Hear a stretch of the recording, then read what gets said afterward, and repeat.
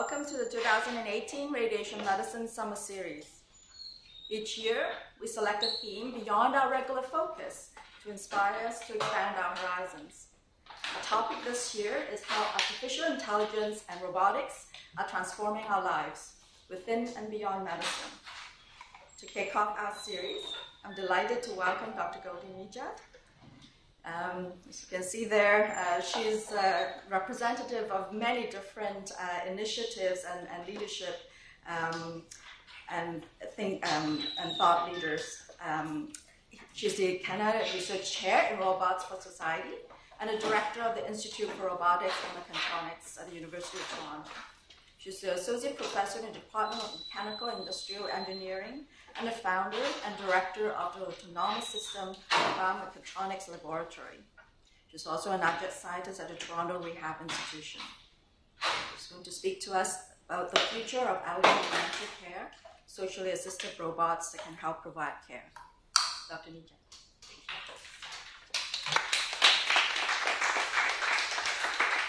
Good morning, everyone. Thank you for joining us. Thanks, Rebecca, for that kind introduction. Can you hear me okay? Yeah. Okay, perfect, good. Then I may step away a little bit from this. So are you guys ready to talk about robots this morning? Perfect. So I just wanted to maybe give an introduction of the type of robots we do. And we design what we call socially assistive robots, and they fall into this class of assistive robots. And really what assistive robots are robots that help people. And they can help people in a number of different applications. Healthcare, of course, will be one that we'll discuss today. But they can help you in the home. They can do mundane tasks. For example, load and unload the dishwasher. Robonaut, which is one of the robots that was on the International Space Station, can help astronauts do maintenance tasks around the International Space Station. There's robots that are helping soldiers on the field. Robots that help find victims after a large earthquake, and companion robots that can be used for children as well as older adults to provide a social stimulation. So these class of robots really fall into two types, the non-interactive and the interactive. And today we'll talk about this interactive, which is really an emerging area of robotics. Most of the robots you've seen are robots in manufacturing, self-driving cars, space robots, for example, like the Mars rovers. They don't really have much interaction with people, and the type of interaction is definitely far from natural. But these robots communicate in natural ways, so they can speak, they have gestures, they have facial expressions, and so they promote communication with people, and that's the fun part about it. So what we're looking at is designing what we call human-like socially assistive robots. So they have those capabilities to interact with people, and we've been focusing on helping older adults, especially older adults living with dementia.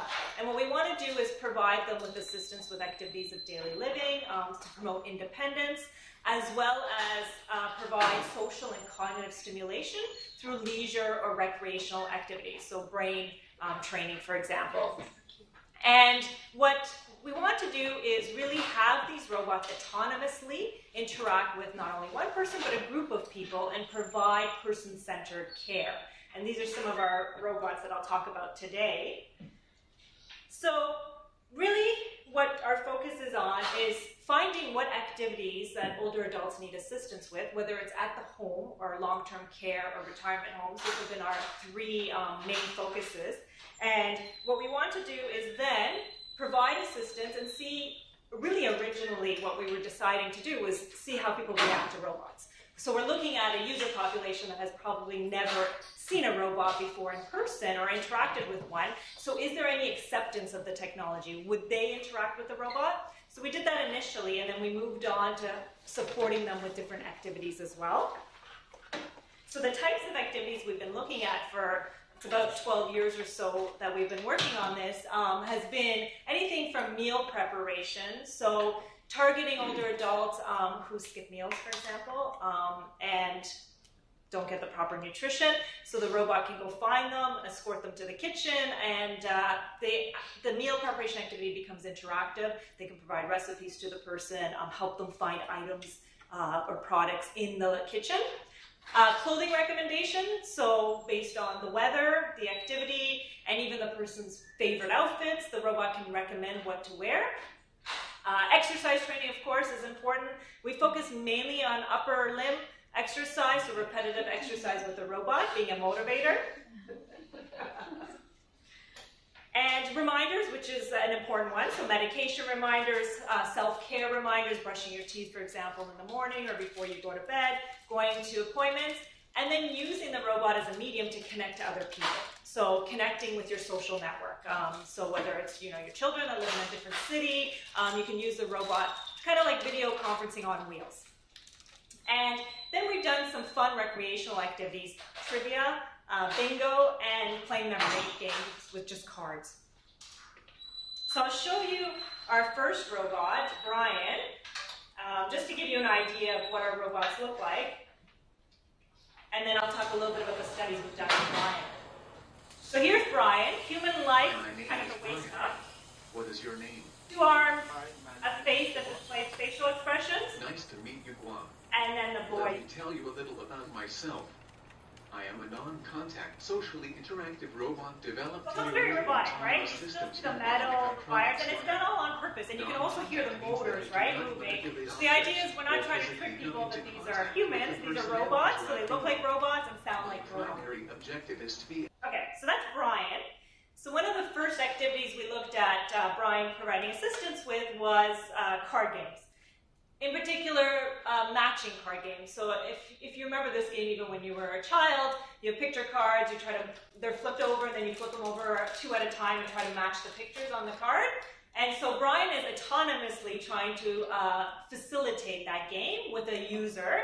The robot doesn't know how the cards are flipped, so you can put them in any order you want. It just sees whatever the player sees, but it can provide hints. So if it's seen a card before, it can tell you, why don't you choose this card, or give a general area that you could go and look for a card.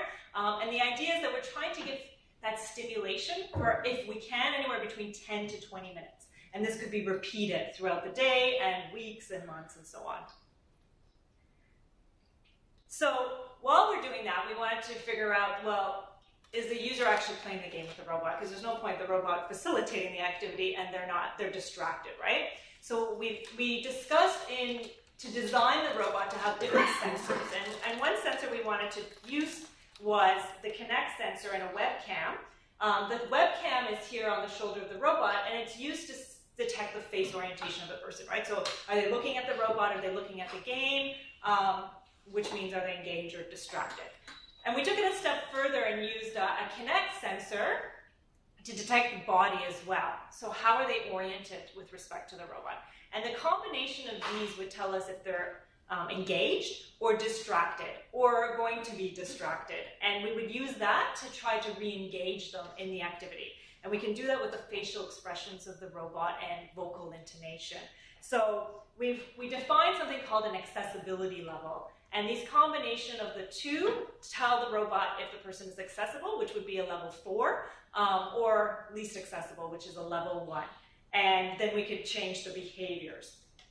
So what we did was, after we did that, we thought, okay, let's start our first pilot study and just see how people react to the robot. So we took it for 2 days to a retirement/long-term care facility, and we put it on a first floor communication area where residents come and play cards, have coffee, or just sit and look out the window.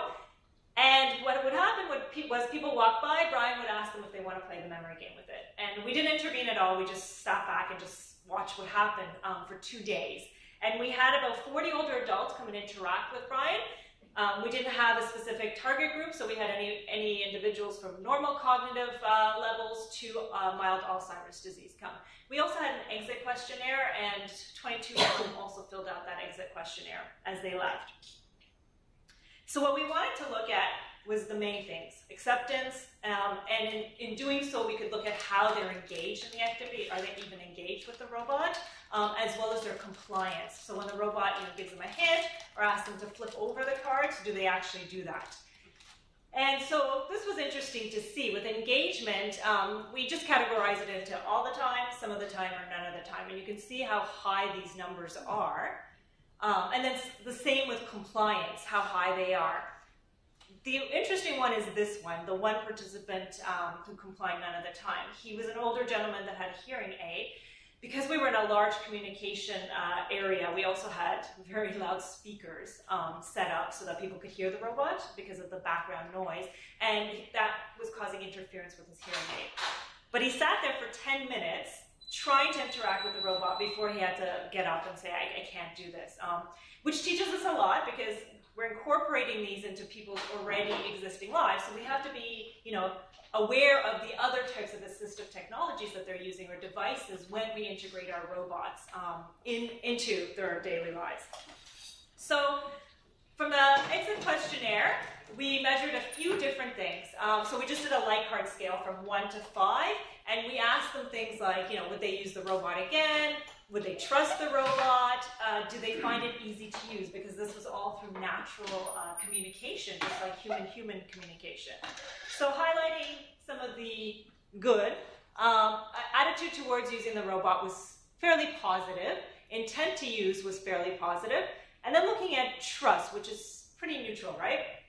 But it made sense. It was the first time they were meeting a robot, first time they're interacting with a robot. And if you even think about human-human interaction, you wouldn't trust someone right off through that initial interaction, right? Trust is something that's usually earned over time.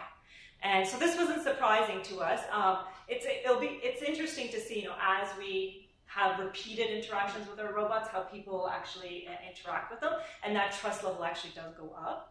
But it makes sense, right? So it was interesting to see. As you can see, nothing really negative, which was really shocking to us too, that they were positive with the interaction, and it was some type of technology that they were willing to use. And so that kind of opened up the whole field for us, and we thought, well, that's great. We could do other things with the robot. Before I show you another activity, I just want to show you what we asked them to rank, what their favorite or their highest characteristics that they liked was. And you can see that the different emotions through facial expressions and tone of voice was the highest, and then robot's human-like voice and its lifelike appearance was tied for second. So that told us that they like this natural communication. There have been lots of studies, particularly in Japan, that mention that gender has an influence on acceptance, and so does computer experience. And so we wanted to try that out as well to see if it was the same thing here in Toronto.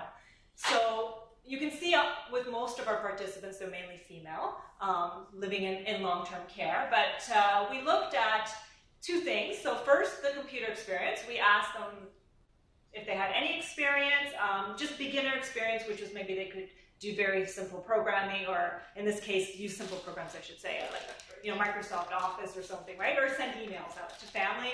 Intermediate, they can actually surf the net, do video chats like Skype, and then, of course, the advanced, that they could have some programming background as well, more complex things with Excel or something. And so you can see kind of the distribution between there. And then we looked at gender and computer experience. So gender on intent to use and perceived enjoyment.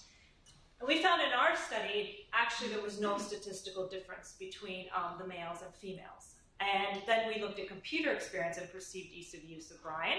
And we found that both female and male participants, regardless of their computer experience, found the robot easy to use. So that told us that we should really design these robots to communicate naturally, right? So there's no learning curve in using the technology. They can just use it straight out from their first interaction with the robot. And this is very important for our user group, people with cognitive impairments, right? So this was good for us. So it meant, because lots of people had, concerns about human-like. The idea of pet-like robots was different, and they had been used before in Japan and Europe, but a human-like robot which talks like a human, people were worried that that could cause negative effects. But as you can see, we've had positive effects so far. So we tried now an activity of daily living, meal assistance. And what we did was we spent a few days at a local long-term care facility in the dining hall, just to see what was happening during meals. And we noticed, there's a 1 hour window, all the residents are escorted to the dining hall, they eat, and then after the hour is done, they leave and go to other activities. And you have 3 groups of individuals, ones that can eat on their own, ones that get distracted and need prompting to eat, and the last group that need to be fed. So we targeted the middle group. Because we were noticing, you know, at a table, for example, there's 4 residents and 1 care staff helping all 4, and it becomes a little bit difficult to make sure that each individual is eating all their meal, especially the nutritious part of the meal. So Brian now becomes a social interaction tool to prompt a person to eat the contents of their meal.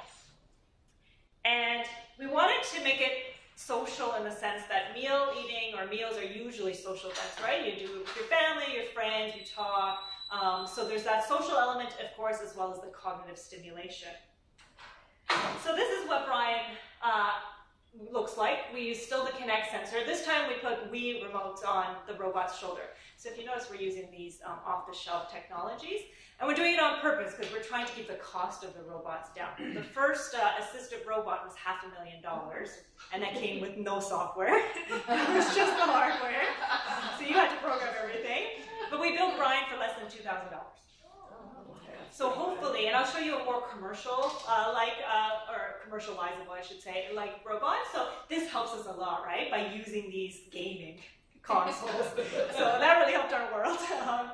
We also designed a tray so we could actually look at meal consumption. So all it has is some load cells to measure the amount of food, what we called on a main dish, a side dish, a beverage. Now we also noticed during meals that older adults would take the food and put it in a napkin in their lap and make sure nobody notices. And it would try to put to the robot too, right? So we needed to detect that. So we used the Wiimotes for that. We developed actually we took a regular utensil that they use, took some LEDs, just a ring of LEDs, and put it on at the top of the utensil, and this was tracking it. So we were getting really triangulation of where the location of the utensil was. Was it at the plate? Was it at the mouth? Or anywhere in between, right, if they were trying to throw it into their lap. So that's really the design. So it's not too complicated, and then we have all the different behaviors of the robot, and I'll show you videos to get an idea of the behaviors. And then we took it, again, to long-term care, and we invited residents to have 2 lunch meals with Brian on 2 separate days. And in this case, we actually managed to find an older cohort, which was great for us, 82 to 93, 5 females and 3 males. And I'll show you the robot's behaviors. This video is just a graduate student with the robot, and then I'll show you the user studies themselves. So here's Brian providing assistance, just to give you an idea of some of those behaviors. This is the welcome, providing the menu. Hi, my name is Brian. Hi, Brian. You look very nice today. Please join me for lunch. Today's menu includes some pasta, apple slices, and water. So these are kind of the beginning. What a beautiful day it is today. I'm glad I get to spend some of it with you. And you may see the robot smiling in that part. And then here's the prompting. So there's 2-step prompting. That's a good helping pick up the food, up there. and in this case, after you pick it up, Take a bite. bring it into your mouth and take a bite. And Knock, knock. Who's there? Lettuce. Lettuce who?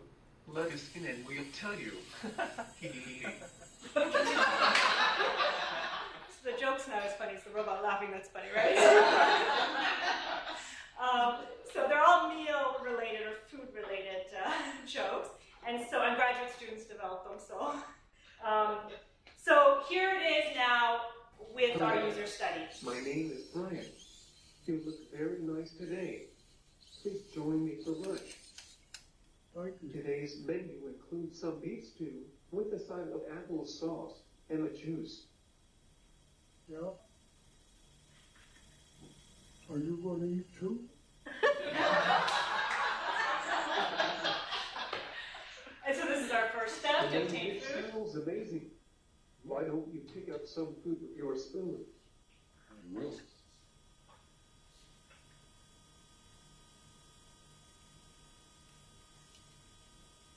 It's very tasty, Brian. So this is for the social aspects. I hope you are enjoying your meal. I'm surely enjoying it. It's very good. I thank you. And I thank you for your company. So when I go to do international talks, I say she's a perfect example of a Canadian. She's so polite to the robot. So now, if you haven't had a sip of your beverage, Brian can prompt you to do that as well. And maybe I'll show one more. Pretty shop. Your company. I hope we can do this more often. I hope so. I hope I see you again. And you see, I never forgot your name. I remembered. And I was looking forward to meeting you again. So it was really interesting for us to notice what they were saying back to the robot. And if you notice, the robot just says its prompt or the social utterance, and then it moves on. At this point, we hadn't incorporated any speech recognition, so it was just that saying and moving on. But they would talk to the robot, and they didn't hear that it didn't respond back, which was really interesting to us, because we would want it to, right? So what we did was then we looked at the same thing as before, engagement and compliance, but because they spoke so much to the robot, we also wanted to see how much they spoke to the robot, so which we categorize as total number of utterances towards the robot. So you can see here, depending on each individual, we had people spending almost an hour with the robot eating to as little as 10 minutes, roughly here. So the average time was about 20 minutes or so. And you can see we looked at focus of attention. So the focus of attention towards the robot, our meal, is pretty high, 98%, which was great because that's what we wanted. And the amount of time they spent actually manipulating the utensils themselves was 69%. So they did actually spend some time interacting with the robot. It wasn't just about the meal eating, and that's what we were hoping. And then you notice how much they spoke to the robot. So on average, it was 36 utterances. And you can see that obviously the longer they stayed with the robot, the more they spoke. So 86 utterances for the first person in just an hour's time, which is a lot towards a robot that doesn't respond, right? So, which was great to see. So, because initially we're thinking we have to design these robots to be very accurate, be very responsive, but we're seeing the opposite here, right? That they're okay with it not being responsive. They enjoy the company, and the prompting really helps them. So then, with compliance, we had 87% compliance. The only person that really didn't like, listening to the robot was participant 2, and this was because there was eggs for lunch one day, and she didn't like the eggs. But she was still responding in the sense that whenever the robot prompted her to eat the main dish, she would eat her side dish. So she would comply in that sense. And even though the robot said it over and over. So we do have to think of different behaviors to get people to eat, especially the most nutritious portion of their food. But it was interesting to see, so she still tried to comply. So from that, then we decided, let's take it one step back. So we're done meal eating, how about meal preparation? So looking at personal or private homes and having a robot assist them with that. And Brian is not mobile, so it sits somewhere and usually you come to it. So at in the dining hall at a table or in the games room for the card game. So we developed Casper. And Casper, the nice thing about Casper is it's 3D printed. So unlike Brian, that looks very metal, right? It's all plastic, really. And that also keeps the cost down because we can do it right in the lab. And Casper is human-like. Can you tell why its name is Casper? I don't look like the friendly ghost. Yeah. So that's why we named it Casper. And so the idea is that the robot, once it's mealtime, will find the resident, take them to the kitchen, and start preparing the meal. So I'll show you a video of Casper just to give you an idea. How are you doing today? And it also has facial expressions. Brian's with a deformable face. Casper shows them just everything that we have. So we can have any type of expression we want, just using the mouth and the eyebrows. I can be useful for many different tasks around the home. We've tried different voices for the My robots. primary goal is to Some sound more assist people female, with some sound cognitive more male, impairments, and we haven't found any like difference. Alzheimer's disease. One of the first things I can help with So is let me show regulating. you the scenario.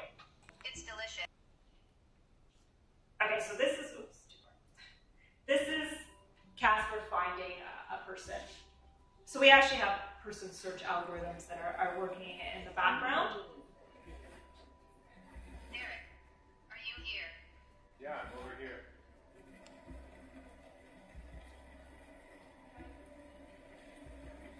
for slowly, goes to find Derek. And we set the speeds to be the natural walking speed of older adults. Hello, Derek. It is time for lunch. Let's go to the kitchen to prepare something together. And then the robot can escort Derek to the kitchen. And so we developed an app that has Please select a some recipe. recipes that you can choose. Thank you. And you can see the letters all large. Your favorite recipes can be in there. Three ingredients. Once you choose it, the robot will put Let's ingredients find the you need. bread. And Derek's looking for the bread now in all the wrong places. And you can ask Casper If where you the can't bread find the bread, I would be happy to show you where it is. is. So just press the question mark and Casper can tell you. Lucky for Derek, everything is in that cupboard, just for demo purposes. Or we'd be here for half an hour when Derek was in the kitchen. So he finds the ingredients. Now, if you don't know how to do a step, Casper can also show you a video. If you Of have all the the step. required ingredients. Okay, so now Derek has it. So here's, for example, a video of opening the can of tuna. And you can play it as many times as you want, and there's a video for each step.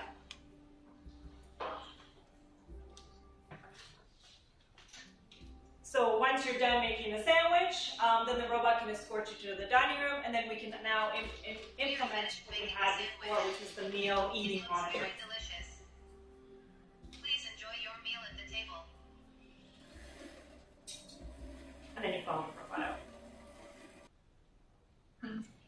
So we did some user studies with older adults, and in this case we made the activity a little bit more simple, but something they like to do, which is afternoon tea.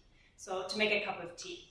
And what we wanted to see is how obviously they react to the robot, and then the compliance as well, to see, do they go through the steps that the robot is prompting them through. So this just kind of gives you an idea of that. And you can see how she mimics the robot with. My name is Casper. What to meet you? You too. I am a personal assistant for your home. So first step, fill the kettle with water. Try pulling the silver lever towards you. And again, there's videos. I know you can't see this angle on the tablet. And you notice that she always turns Try filling the kettle under the water. that engagement is there. And she's waiting for the next step.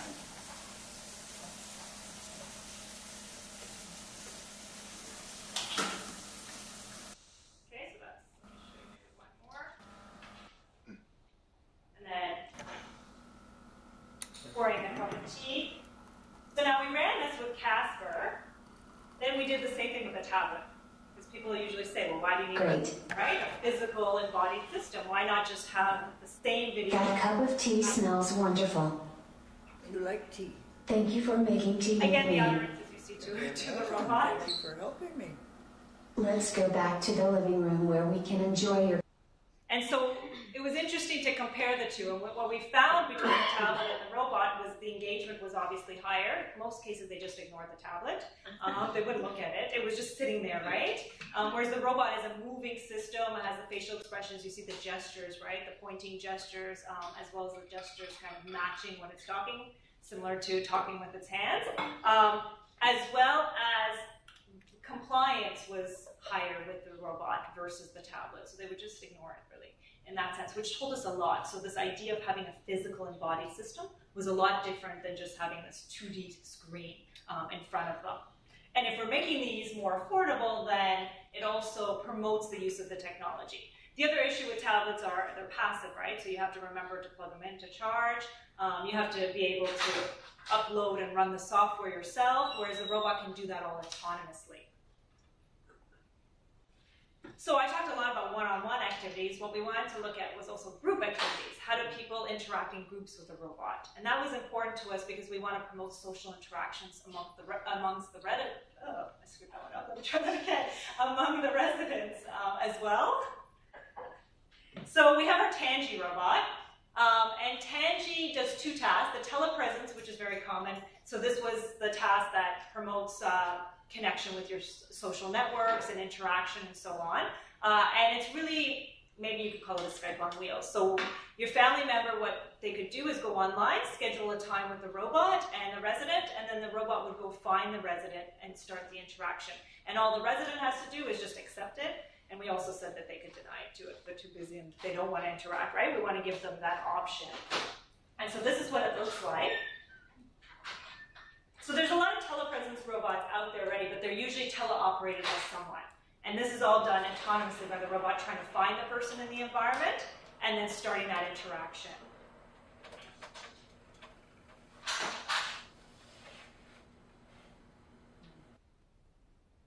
Okay, so once the robot finds the user.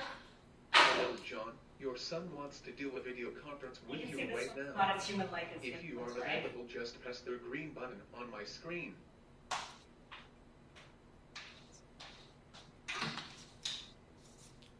Hiya, how are you doing? I am fine. How are you doing? Pretty good. I haven't seen you for a long time. Father doesn't say that. So then that's kind of how you can set up the interaction. When you're done, you would then, the robot would just go and then go to the next person. So you can have this in a long-term care facility where you just go online, set up an appointment, or the resident can set up verbally an appointment with the robot as well, and then the robot can alert the family members. Okay, so let's talk about group-based activities as well. So bingo is a popular activity that's played in a lot of long-term and retirement homes that we visited. So we decided to develop the robot to autonomously facilitate bingo games, call out bingo numbers, check bingo cards if there's missing numbers that are not marked or the numbers are marked incorrectly, and then celebrate when someone actually wins bingo.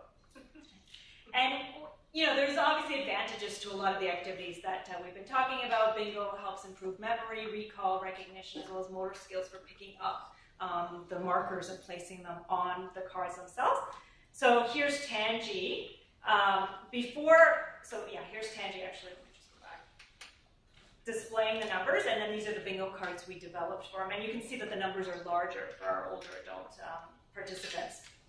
So what we did was, for both those activities, before we even started the user studies, was we did a focus group with older adults, their caregivers, as well as family members, with respect to Tangi facilitating both the telepresence and bingo activities. Its physical appearance, because it looks different than our human-like robots, but still has human-like capabilities, as well as what else do they want the robot to do for them. So you can see with response to bingo and telepresence, both activities were positively received. They wanted the robot to provide help for that, and especially the busy staff said it would be great during those recreational times that they could do these activities for them so they could do other things.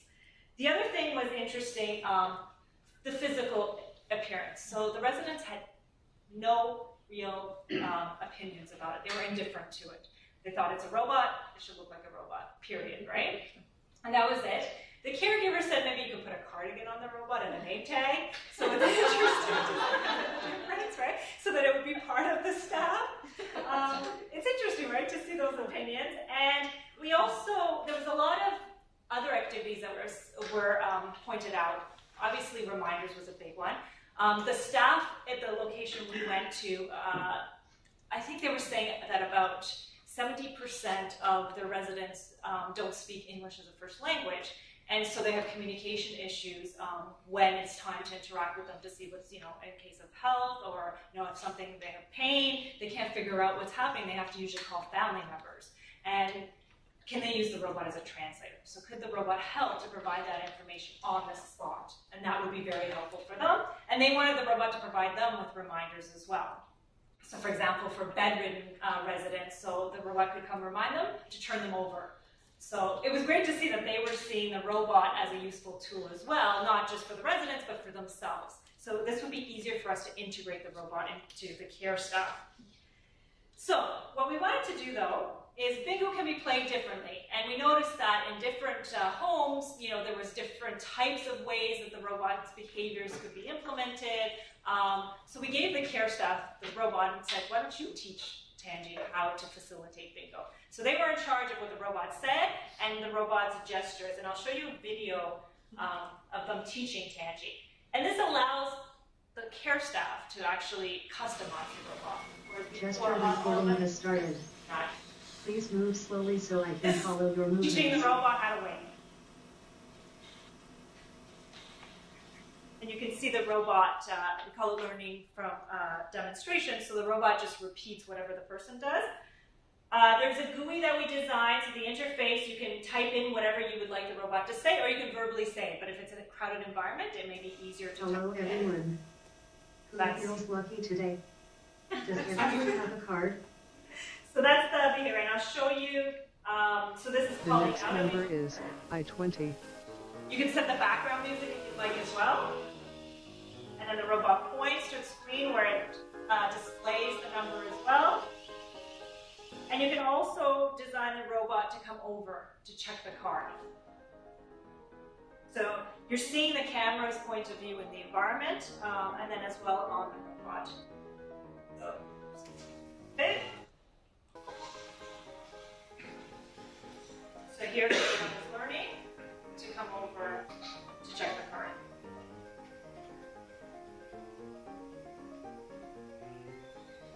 Okay, and then it uses its overhead camera to check what numbers are marked. So once we did that, then we actually deployed the robot with residents to see how the robot implemented behaviors and what their reactions were to the robot. So we had 7 participants interact, and I think it was about 4 one-hour-long bingo games. They were quicker if people won bingo earlier. And we wanted, there was 4 one-hour bingo games, but each resident interacted with the robot twice. So they came to 2 bingo games. And play bingo with you today. You can see that's the way that the robot learned. It is one of my favorite games. Let's play bingo. So calling out bingo numbers and then displaying them. And then the elevator in the background. Oh, 69.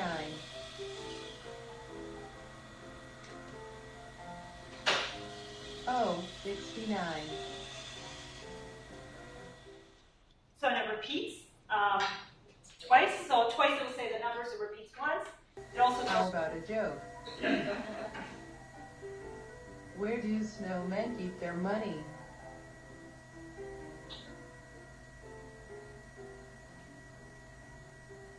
In snowbanks.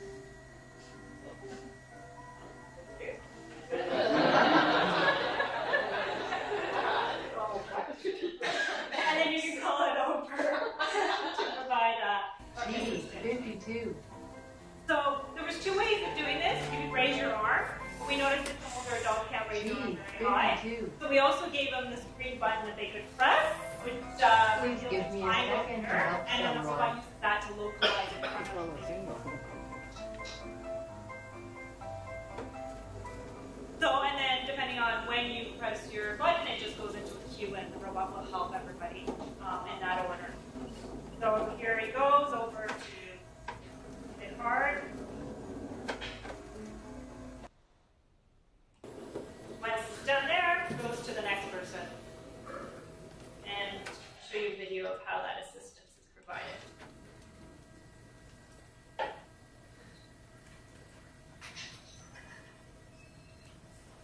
So, let me take a look to see how you are if doing. the robot can't see the card, it'll ask you to actually move it up as well.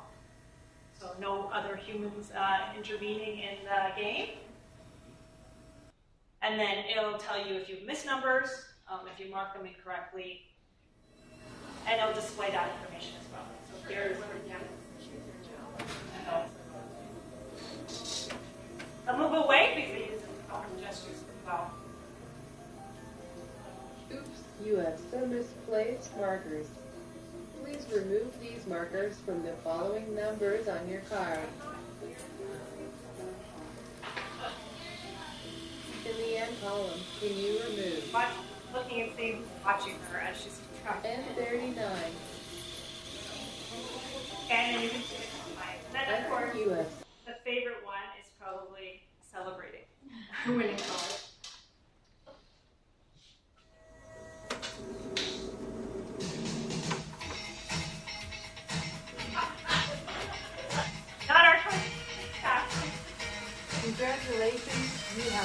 Bingo. Robot dance. Not really. You let the robot decide.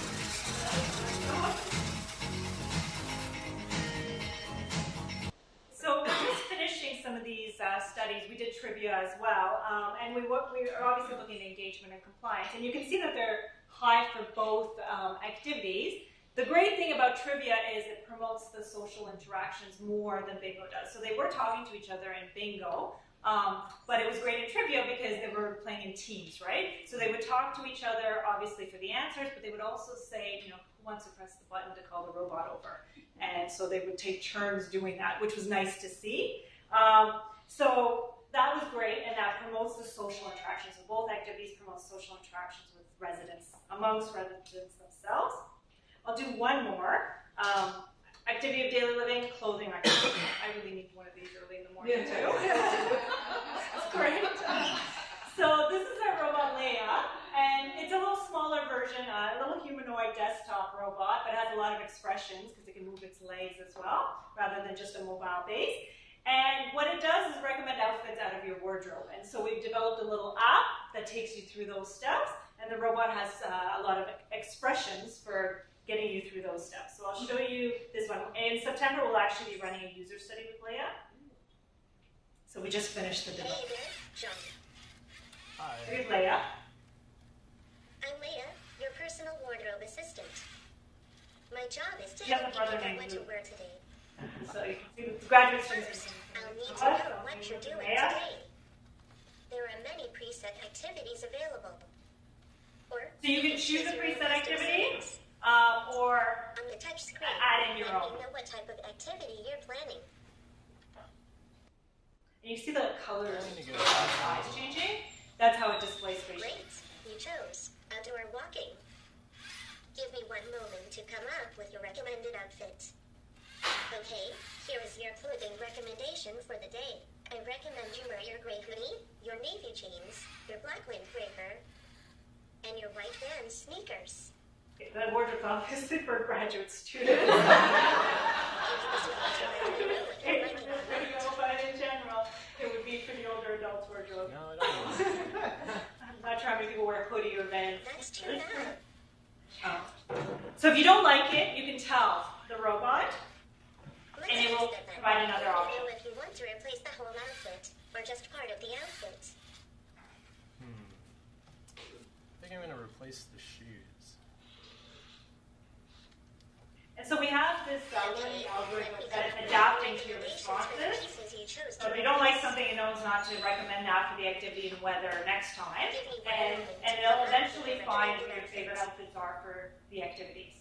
But of course, if you choose summer clothes for going outdoors in the winter, it will provide recommendations based on the weather. Your black windbreaker, and your gray desert boots.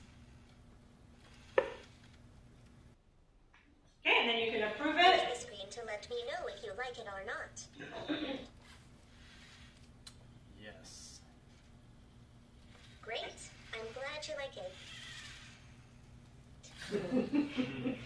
I'm sorry that I could be of assistance. You can see the green now in the eyes. Hope you have a great rest of your day. Thank you. Bye for now. Hope to see you again soon. So that's Leia. So I'll stop there. So I'd like to thank all our lab members that have been designing our robots. We have our new blueberry robots here too. You can see there's two of these, and in August we'll be deploying them in a long-term care facility for a month at a time. So instead of, if you notice, most of these studies have been kind of, here's the activity, the robot goes in for a few times, but we'll just leave them there autonomously to work for a month, providing assistance for the telepresence, the bingo activity, as well as the reminders, and see what happens during that long span. Because these robotic studies, because it's such a new area, haven't been done for long periods of time yet. So it'll be interesting to see the uptake. There's obviously a novelty effect with any technology, right? So because the robots are adaptive, we're trying to minimize that novelty effect, that they get bored of the technology and not use it anymore. So you can see with the expressions, personalizing the interactions, that we want to promote continued engagement.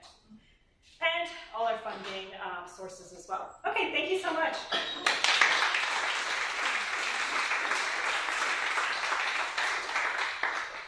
Thank you so much, Goldie. This is fascinating. So we have time for a few questions. Perhaps I'll start. When you do these experiments in the patient's environment, is it a controlled environment? Do these people know that this robot is going to do X, or they're free to interact? And does the experimenter have to build a control environment to test them at this point? So with the memory game, it wasn't a controlled environment. We just placed the robot there, and anybody walking by could just interact with it. So we had no control of how they were going to interact with the robot. The mealtime and other ones, we tell them what the activity is, but we don't tell them what the behaviors of the robot are. We just say, the robot's going to prompt you through meal eating, for example, or meal preparation, and then we leave kind of flexibility. We invite anybody to interact with the robot, and then it's up to them. Like, we don't force anybody, obviously, to interact with the robot. And so we kind of leave it controlled in the sense that the setting or the environment is controlled, but we don't try to control anything else to see how they behave. Because anyone gets their natural behaviors, right, with the robot. I was just going to ask a question. Obviously, when you think of robots, I think of that movie, iRobot. Yeah. Are there any sort of safety features to prevent the robot from doing something harmful? That's a great question. Yeah, so the robot has a whole slew of different sensors, anywhere from the base all the way to the top. The base sensors are used when it's navigating in the environment to detect obstacles, including people that are walking, in wheelchairs, using walkers. And it has social etiquette. So if it sees someone walking and there's not enough space to pass, it will wait for the person to pass. So we do that on purpose. They move slow on purpose as well, so we don't have fast-moving robots in the environment. Same with the upper body. We use that Kinect sensor, which detects the skeleton and movements of a person, so we can see if they're getting close to the robot will stop moving, or if they're far away, and there's a workspace, a safety workspace that the robot can do its gestures. So nobody can hack in and make it do something you don't want it to do? No, they're not. You can't hack it online. In other words, yeah. They're all local robots, and they have a local server. So yeah, you can't do that with these types of robots. But there's other ones that you could potentially do that with. But yeah, so they're all locally controlled on purpose. I think, Sandra, you must be thinking of Skynet and Terminator. I was thinking of Terminator iRobot. I had a question about whether it's supposed to be helpful. There was the possibility of integrating something like the technologies used in Amazon Alexa or Apple Siri to give it an enhanced ability, perhaps enhanced intelligence. Right, yeah, so exactly. So we have IBM Watson in our new robot. So Casper, for example, has that for all this natural language processing and a lot of the AI, like object recognition and so on. So yeah, so we have it like that, and that's kind of the future, right, of these robots. But yeah, perfect point. So in terms of, this is obviously incredibly useful for both the individuals and also the system in terms of delivering of healthcare. So I was glad to see that the folks who worked, the staff at the long-term care facility, welcomed these robots, right? And then kind of defining the specific features that could be helpful for them. So do you sort of see the potential that, like, the government and hospitals are acquiring these robotic assistive devices in the care of our patients? Yeah, so that's actually what our major goal is, to do that. And we're working with hospitals now to deploy the robots as well in a larger setting. But I've gone to Ottawa a lot of times. There's been a committee on robots, AI, and I think it was 3D printing as well at the Senate.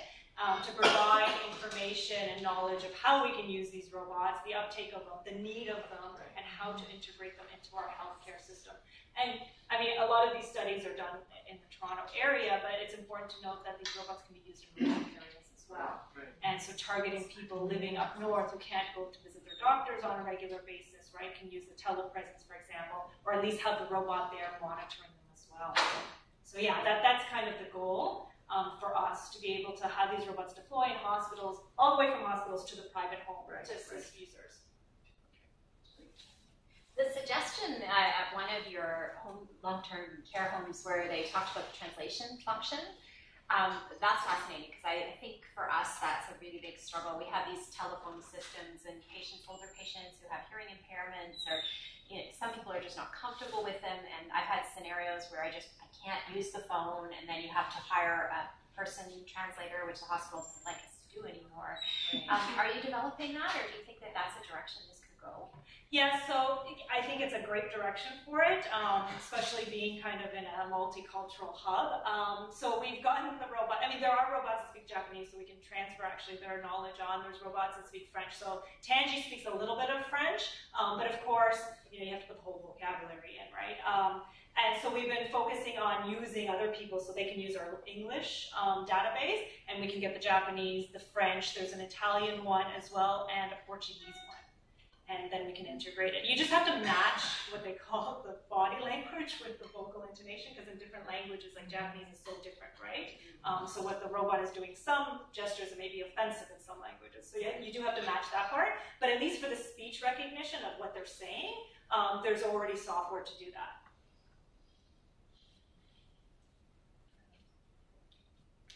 Are you concerned about like vandalism for the robots, like the other way around? People. Yeah, so we're working with a hospital now, and one main thing that they mention is that when children come in, because it's in the main lobby, they'll come in, they'll pull the robot's arm, they'll kick the robot to see what happens. And so that is one of our concerns. Or they can't pick up the robots, they're too heavy to take away, but they can start poking at it and see how far they can take it. We find, and that only usually happens when the robot is off or sleeping and charging. So we find that the best thing to do is these robots can self-charge, so they go and find their docking station, and then they autonomously do that. To do that away from the main area, because once the robot's on, people are not, going to come and kick it, right, or hit it, because they treat it similar to how they treat a person. So it's interesting to see. So yeah, so you have to kind of charge them away from people in a room. So some of our robots can go, for example, into a supply closet and charge. But yeah, that is a concern. There's something called robot abuse, and it's actually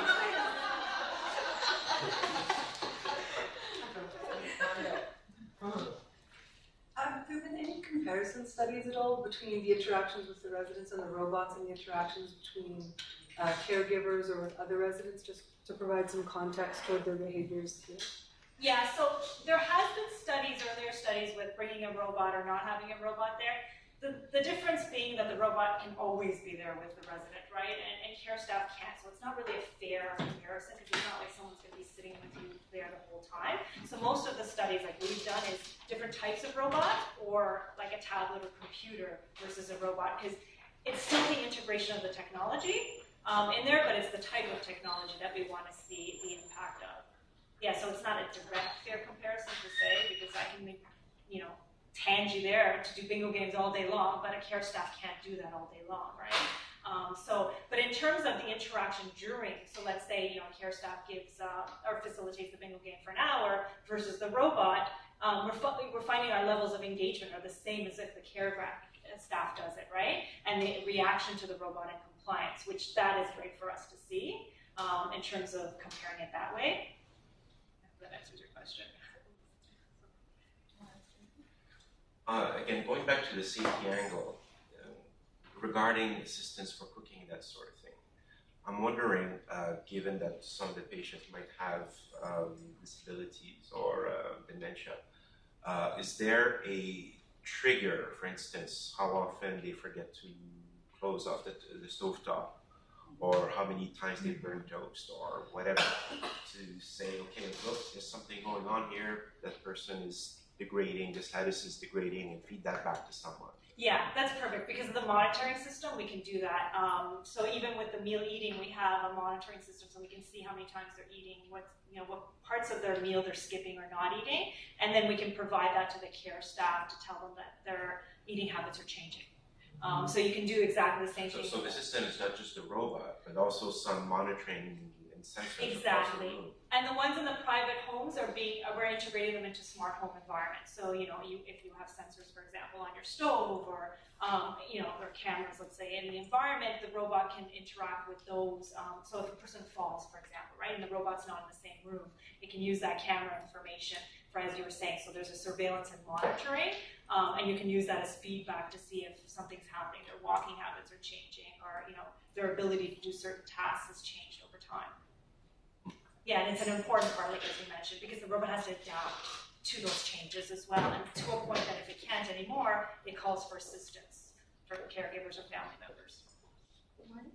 When you look at the amount of money that we spend in healthcare on constant care and fall management, typically most of our constant care is to really monitor people staying in their bed because of risk of falls. Right.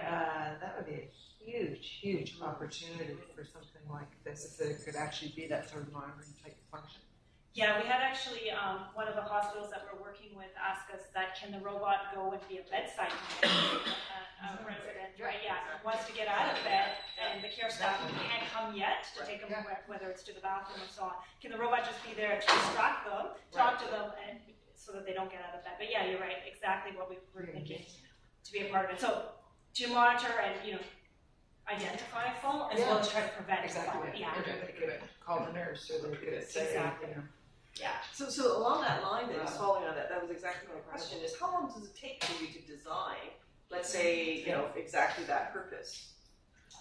Yeah, it depends. What the environment is. Some of the tasks are easier because if they're one-on-one, they're easy because we don't have to worry about lots of people in the environment. So something like that. The robot we can have robots moving in the environment, sharing the space with people.